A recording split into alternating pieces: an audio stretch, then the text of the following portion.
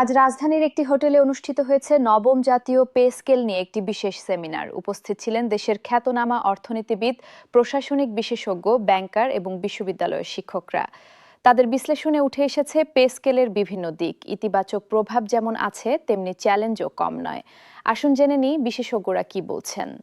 ঢাকা বিশ্ববিদ্যালয়ের অর্থনীতি বিভাগের অধ্যাপক ডক্টর আবু তাহের বলেছেন, পে স্কেল একটি প্রয়োজনীয় পদক্ষেপ। গত 10 বছরে মূল্যস্ফীতি বিবেচনায় নিলে সরকারি কর্মচারীদের প্রকৃত আয় কমে গেছে।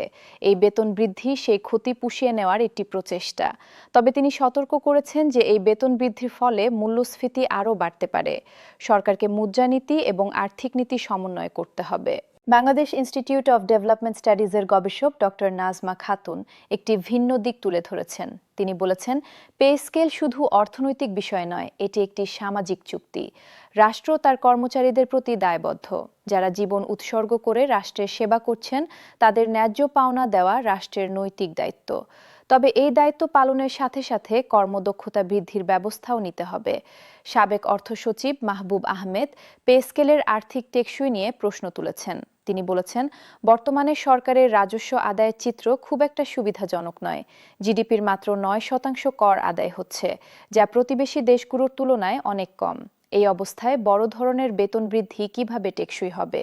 তিনি পরামর্শ দিয়েছেন, কর ব্যবস্থা সংস্কার করতে হবে, আরও মানুষকে করের আওতায় আনতে হবে। বেসরকারি গবেষণা সংস্থা সেন্টার ফর পলিডায়ালগের নির্বাহী পরিচালক ডক্টর ফারুক আহমেদ একটি চমকপ্রদ তথ্য তুলে ধরেছেন। তিনি বলেছেন, বাংলাদেশের সরকারি কর্মচারীদের সংখ্যা জনসংখ্যার তুলনায় খুবই কম। প্রতি 1000 জনে মাত্র 7 জন সরকারি কর্মচারী, যেখানে ভারতে এই সংখ্যা 20 জন, মালয়েশিয়ায় 25 জন। এত কম কর্মচারী দিয়ে দেশ পরিচালনা করা কঠিন। তাই শুধু বেতন বৃদ্ধি নয়, নিয়োগও বাড়াতে হবে। ঢাকা বিশ্ববিদ্যালয়ের লোক প্রশাসন বিভাগের অধ্যাপক ডক্টর মোশাররফ হোসেন প্রশাসনিক সংস্কারের কথা বলেছেন। তিনি বলেছেন, পে স্কেল দিয়ে কর্মচারীদের সন্তুষ্ট করা যায়, কিন্তু দক্ষতা বাড়ানো যায় না। দক্ষতা বৃদ্ধির জন্য প্রয়োজন প্রশিক্ষণ, প্রযুক্তি এবং সঠিক মূল্যায়ন ব্যবস্থা। শুধু বেতন দিয়ে ভালো সেবা আশা করা ভুল।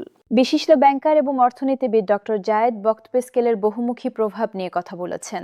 তিনি বলেছেন, বেতন বৃদ্ধির ফলে সরকারি কর্মচারীদের ক্রয় ক্ষমতা বাড়বে। এতে বাজারে চাহিদা বাড়বে, উৎপাদন বাড়বে, কর্মসংস্থান সৃষ্টি হবে, জিডিপি প্রবৃদ্ধিতে ইতিবাচক প্রভাব পড়বে। তবে এই সব কিছুর পূর্ব শর্ত হল মূল্যস্ফীতি নিয়ন্ত্রণে রাখতে হবে। পলিসি রিসার্চ ইনস্টিটিউটের চেয়ারম্যান ডক্টর জাহিদ হোসেন একটি গুরুত্বপূর্ণ প্রশ্ন তুলেছেন। তিনি জানতে চেয়েছেন, পে স্কেল কি শুধু সরকারি কর্মচারীদের জন্য নাকি পুরো দেশের জন্য?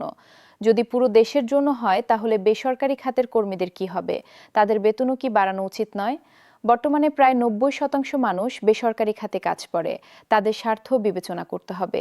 ব্র্যাক বিশ্ববিদ্যালয়ের অর্থনীতি বিভাগের অধ্যাপক ডক্টর সেলিম রায়হান বৈষম্যের বিষয়টি তুলে ধরেছেন। তিনি বলেছেন, নতুন পে স্কেলে নিম্ন গ্রেডের কর্মচারীদের বেতন বেশি বাড়ছে, যা ইতিবাচক, কিন্তু এতেও বৈষম্য থেকে যাচ্ছে।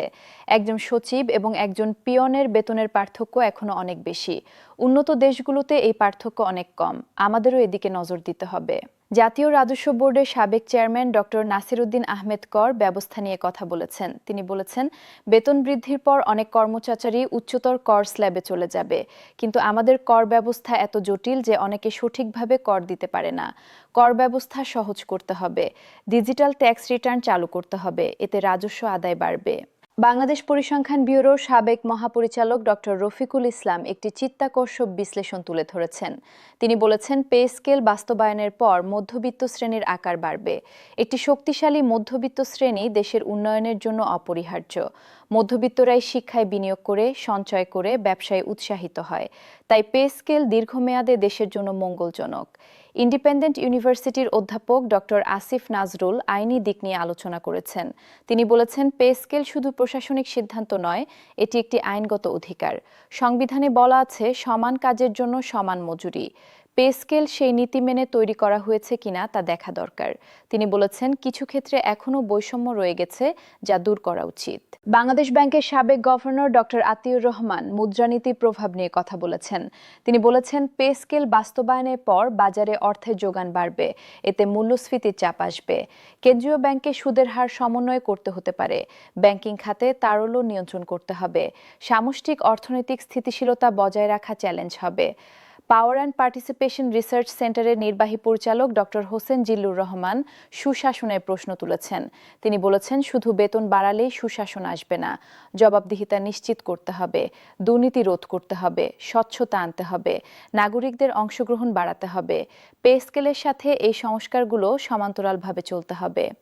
জাহাঙ্গীরনগর বিশ্ববিদ্যালয়ের সরকার ও রাজনীতি বিভাগের অধ্যাপক ডক্টর তানজিম উদ্দিন খান রাজনৈতিক অর্থনীতির দৃষ্টিকোণ থেকে বিশ্লেষণ করেছেন। তিনি বলেছেন, পে স্কেল একটি রাজনৈতিক সিদ্ধান্ত।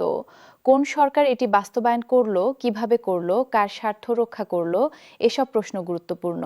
পে স্কেল সরকারের জনপ্রিয়তা বাড়াতে পারে, আবার চ্যালেঞ্জও তৈরি করতে পারে।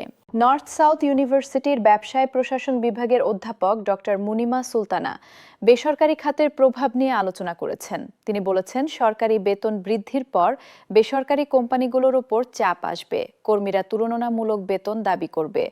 ছোট ও মাঝারি শিল্প এই চাপ সামলাতে পারবে কিনা সেটা দেখার বিষয়। কিছু কোম্পানি হয়তো ছাঁটাইয়ে যেতে পারে। ইস্ট ওয়েস্ট ইউনিভার্সিটির অর্থনীতি বিভাগের অধ্যাপক ডক্টর সাইফ আজম প্রযুক্তির ভূমিকা নিয়ে কথা বলেছেন। তিনি বলেছেন, পে স্কেলের সাথে সাথে প্রযুক্তিতে বিনিয়োগ বাড়াতে হবে, গভর্নেন্স চালু করতে হবে, ডিজিটাল সেবা সম্প্রসারিত করতে হবে। এতে কর্মদক্ষতা বাড়বে এবং দুর্নীতির সুযোগ কমবে। বিআইডিএস এর senior research fellow doctor Naznin Ahmed লিঙ্গ সমতার বিষয়টি তুলে ধরেছেন। তিনি বলেছেন, সরকারি চাকরিতে নারীদের অংশগ্রহণ বাড়ছে, কিন্তু উচ্চ পদে নারীদের সংখ্যা এখনো কম। পে স্কেলে এই বৈষম্য দূর করার কোনো বিশেষ ব্যবস্থা রাখা হয়েছে কিনা তা দেখা দরকার। নারী বান্ধব কর্মপরিবেশ তৈরি করতে হবে। চট্টগ্রাম বিশ্ববিদ্যালয়ের অর্থনীতি বিভাগের অধ্যাপক ডক্টর মইনুল ইসলাম আঞ্চলিক বৈষম্যের কথা বলেছেন। তিনি বলেছেন, ঢাকায় এবং বিভাগীয় শহরে কর্মরত কর্মচারীদের সাথে প্রত্যন্ত অঞ্চলে কর্মরতদের জীবনযাত্রার খরচের পার্থক্য আছে। পে স্কেলে এই ভৌগোলিক বৈষম্য বিবেচনা করা হয়েছে কিনা তা গুরুত্বপূর্ণ। পরিবেশ অর্থনীতিবিদ ডক্টর আতিক রহমান পরিবেশগত প্রভাব নিয়ে একটি ভিন্ন মাত্রা যোগ করেছেন। তিনি বলেছেন, বেতন বৃদ্ধির ফলে মানুষের ভোগ বাড়বে, গাড়ি সংখ্যা বাড়বে, শক্তির চাহিদা বাড়বে, এতে পরিবেশের ওপর চাপ পড়বে। টেকসই উন্নয়নের কথা মাথায় রেখে পরিকল্পনা করতে হবে। সেমিনারের শেষ পর্যায়ে সবাই একমত হয়েছেন যে পে স্কেল একটি জটিল এবং বহুমাত্রিক বিষয়। এর সফলতা নির্ভর করছে সামগ্রিক পরিকল্পনা এবং বাস্তবায়নের ওপর। শুধু ঘোষণা দিলেই হবে না, সঠিকভাবে বাস্তবায়ন করতে হবে। পাশাপাশি অন্যান্য সংস্কারও চালিয়ে যেতে হবে। সরকার, কর্মচারী এবং জনগণ সবাইকে মিলে কাজ করতে হবে। তাহলেই পে স্কেল তার প্রকৃত লক্ষ্য অর্জন করতে পারবে এবং দেশের উন্নয়নে অবদান রাখবে।